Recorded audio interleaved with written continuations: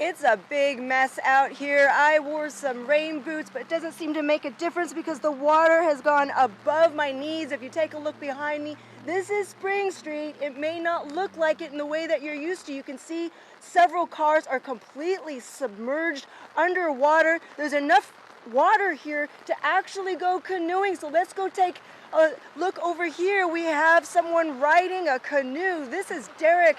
We're going to talk to Derek if I can make my way over here. It's actually kind of hard to walk through all this water. Derek, how's it going? Pretty good. The water seems pretty fine right now. All right, and what brings you out here? You said you live nearby. Yep, on Milpas. And happens every year, and I go canoeing every year. How often do you go canoeing in general? Once a month at least. All right. But I imagine that you don't go canoeing on Spring Street normally. Yeah, I mean, that's why it's called spring though, right? What's some of your main concerns? You were saying that there are not enough drain pipes in this area. Yeah, only 4 on Milpas, and one of them you can't even get to normally. Spring doesn't even have one either. How long have you lived here? At least since junior high, so at least 6 years.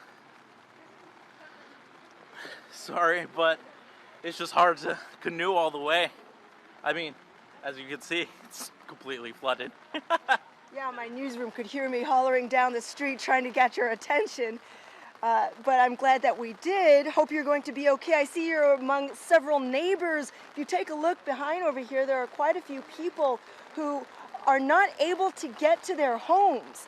And we've spoken to some of them. They're all stranded over here on De La Guerra. That is the cross street to Spring Street.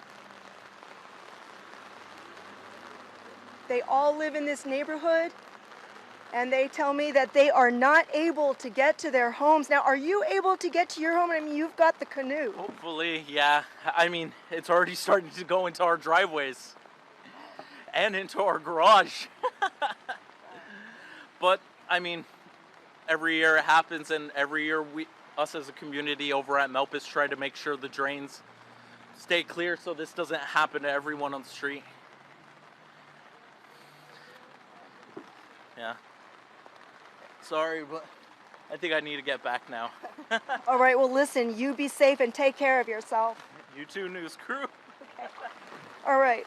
Well, this is something you don't see every day. I don't think I've ever spoken to someone riding a canoe down a street like this.